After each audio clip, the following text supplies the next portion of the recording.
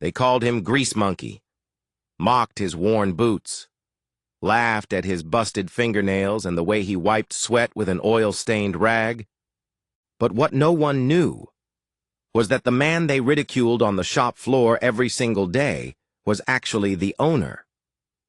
And when he uncovered what was really happening inside his own garage, theft, fraud, and a betrayal that reached all the way to his closest partner, he didn't just fix engines, he dismantled an entire criminal scheme.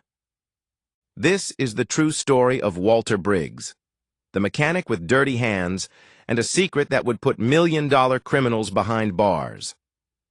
Before we go deeper, take a moment to like this video and subscribe to the channel. We uncover the stories others won't tell, and trust me, you won't want to miss what's coming next.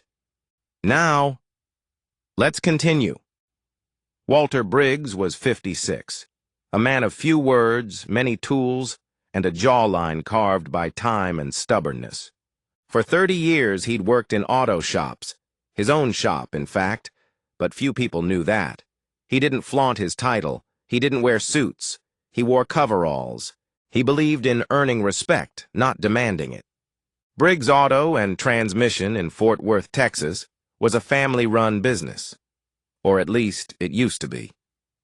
Walter had co-founded it with a former friend and accountant named Eric Simmons in 2001. Eric handled the books, Walter handled the work. But over time, Walter's role blurred. He was on the floor every day, elbow deep in carburetors, while Eric wore polo shirts and met clients in the office.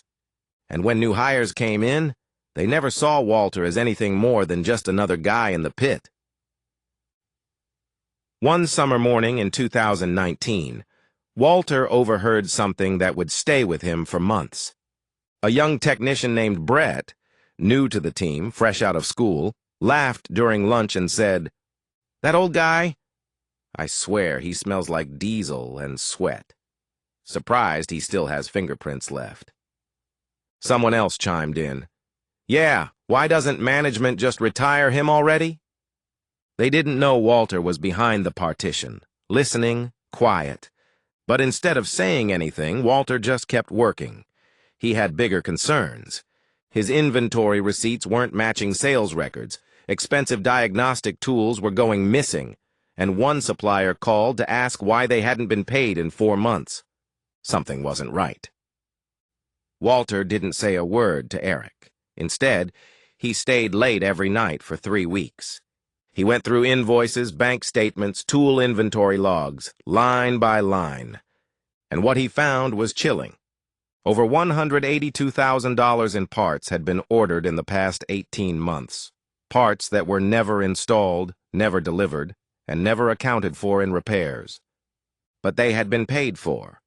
The money had left the company account. Walter dug deeper. There were checks he never signed, electronic transfers made from a secondary account he never authorized. He cross-referenced vendor payouts and discovered several payments routed to a business called TireFlex Supply Company based in Austin. Only one problem. TireFlex didn't exist.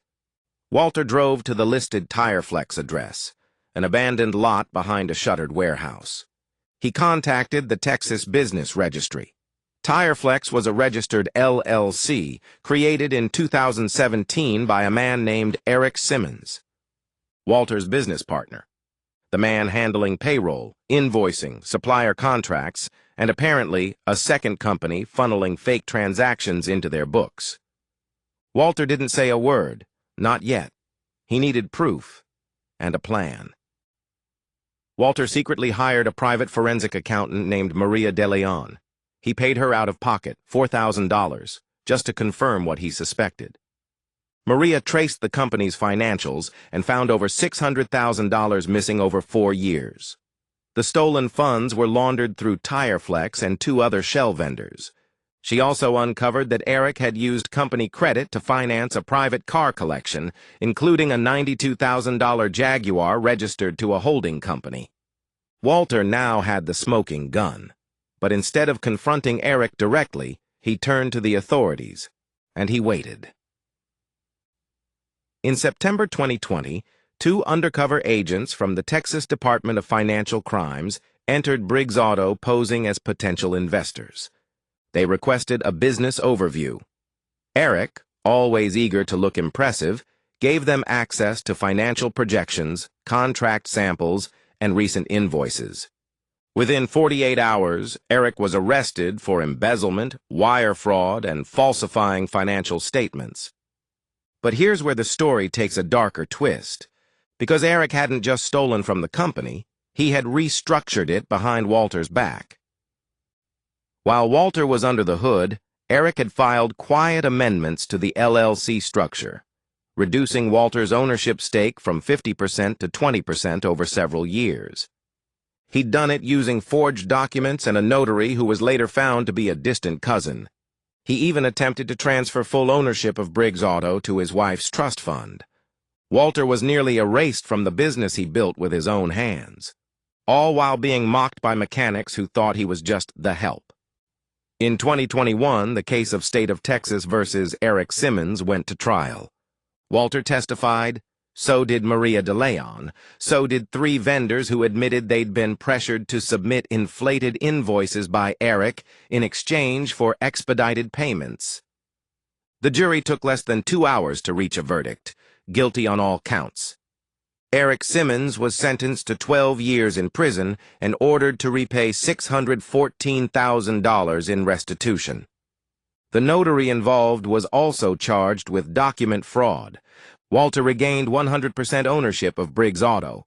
But the damage wasn't just financial, it was personal. In a rare interview, Walter said, "I wasn't angry about the money. I was angry about the silence, about how people watched me clean up after them and still looked down on me." He rehired only 2 of the former staff, the ones who stood by him. He turned the rest over to law enforcement for their roles in inventory theft and parts kickbacks. The shop is still running today, but Walter doesn't work in the office. He still turns wrenches, still scrubs his hands in degreaser at the end of every shift. Because for him, owning the shop was never about titles. It was about pride. And now, it's also about justice. Eric Simmons is serving time in Huntsville State Prison, with parole possible in 2028. His wife divorced him and disavowed involvement. Walter Briggs was awarded local small business honors and speaks at high schools about resilience and financial awareness.